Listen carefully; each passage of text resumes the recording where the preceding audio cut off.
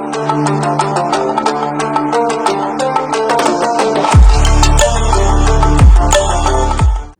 Hello everyone, welcome to my YouTube channel with Abhishek पाठक।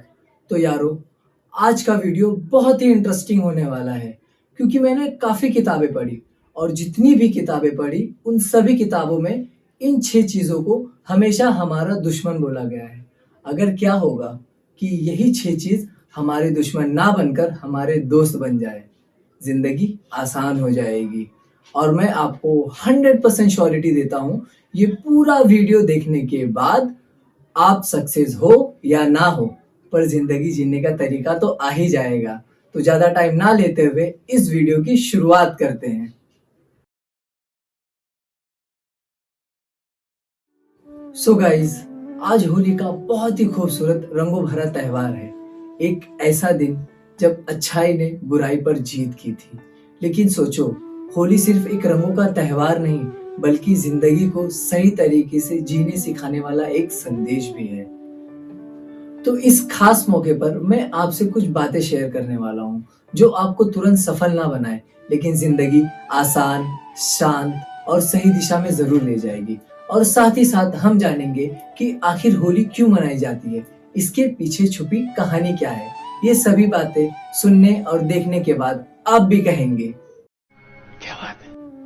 कहते हैं कि इंसान की सबसे बड़ी लड़ाई दुनिया से नहीं होती, ना ही हालात से, बल्कि उस आवाज से होती है जो उसके अंदर खामोशी से बोलती है।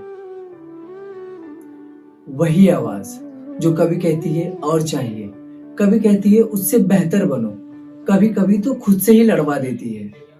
शास्त्रों ने इन्हें नाम दिया है काम, क्रोध, लोभ, मोह और मत्सर। मन के 6 दुश्मन, 6 एनिमीज। लेकिन क्या हो कि ये 6 दुश्मन आपके सबसे बड़े गुरु बन जाए। आज कहानी बुराई खत्म करने की नहीं, उसे समझकर बदलने की है। कहते हैं कि हर इंसान के अंदर इच्छाएं जन्म लेती है, कुछ पाने की, कुछ बनने की, किसी पहचान की। इच्छाएं गलत नहीं है, गलत तब होती है जब वो हमें कंट्रोल करने लगे। काम इंसान को अंधा कर देता है। इच्छाएं अगर रातों की नींद छीनने लगे, किसी गलत कामों के लिए नहीं, अपने सपनों के लिए। एक कलाकार 1000 बार रिजेक्ट होता है, फिर भी वो उठता है। क्यों? क्योंकि वासना अब जुनून बन चुकी है। इच्छाएं गलत नहीं है, बस उसे दिशा दे दो, काम जुनून बन जाएगा।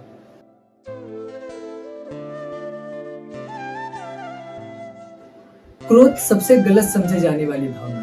जब कोई आपको अपमानित करता है, जब आपकी मेहनत का फल कोई और ले जाता है, तो अंदर आग सी लग जाती है।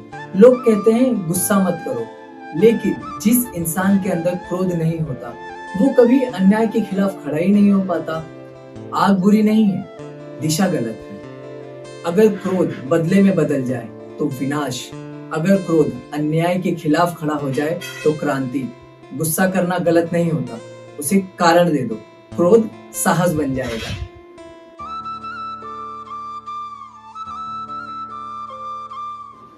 लोग ये शब्द सुनते ही हमें बुराई याद आती है, लेकिन मैं सच बात बताऊं, हर सफल इंसान के अंदर और पाने की भूख होती है, और बढ़ना और सीखना और बेहतर बनना।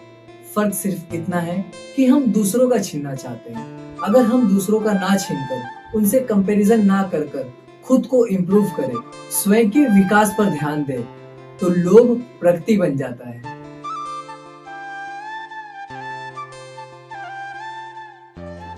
मोह सबसे मीठा और सबसे दर्दनाक बंधन। हम लोगों को पकड़ कर रखना चाहते हैं।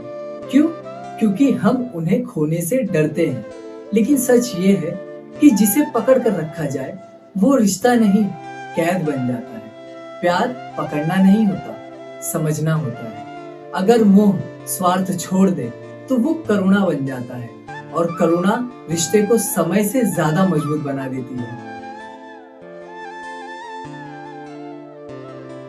मद, अहंकार। अहंकार चुपचाप आता है आपके सफल होने के बाद, और आके आपके कानों में कहता है कि मैं सबसे ऊपर हूँ और मैं ही सर्वश्रेष्ठ हूँ। यहीं से ही आपके गिरने की शुरुआत होने लगती है। अगर आप सफल हैं और आपके अंदर ये भावना है कि किसी भी काम को मैं भी कर लूंगा, तो वो आत्मविश्वास में परिवर्तन हो जाता है। झुकना कमजोरी नहीं है, बल्कि ताकत की पहचान होती है। अपने अहंकार को विनम्रता में बदल दो।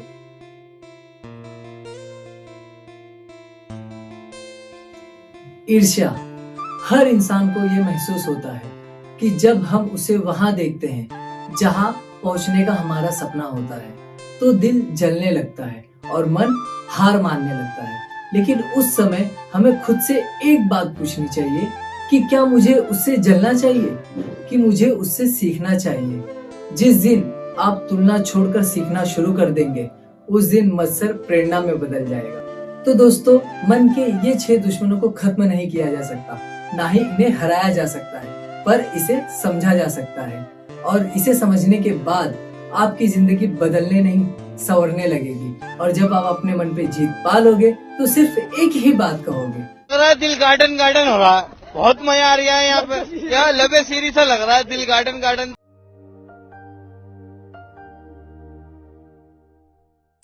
ये सदियों पुरानी बात है।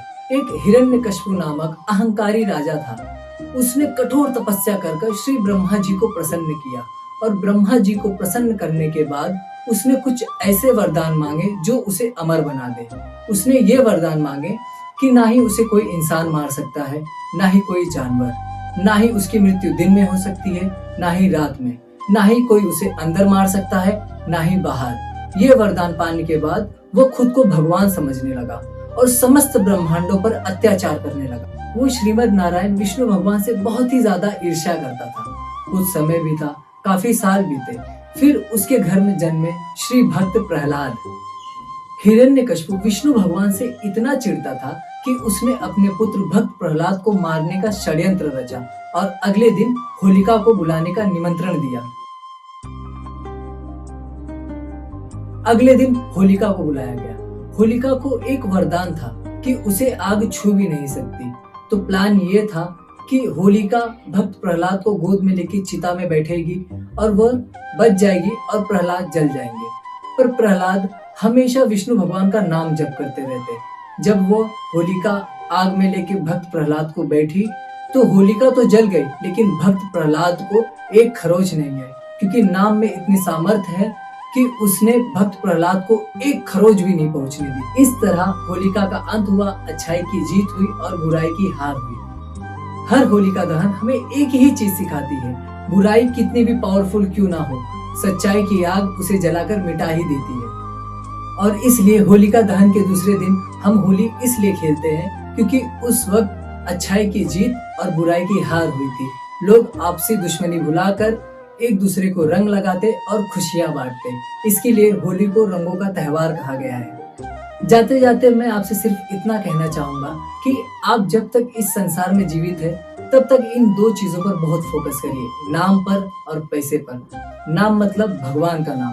आप जिस किसी भगवान को मानते हो उसका नाम जप करिए और पैसा कमाइए, क्योंकि जब तक आप इस संसार में हैं तब तक पैसा काम देगा, और नाम जप करेंगे तो आपका कर्म बनेगा। जब तक आप जीवित है तब तक पैसा उपयोग में होगा, और आयु समाप्त होने के बाद आपको आपका नाम काम देगा। मिलते हैं नेक्स्ट किसी सरप्राइजिंग वीडियो में। तब तक अपना ध्यान रखिए और याद रखिए, अनुगच्छति प्रवाह, गो विद द फ्लो। जो हो रहा है होने दो। Bye bye, take care.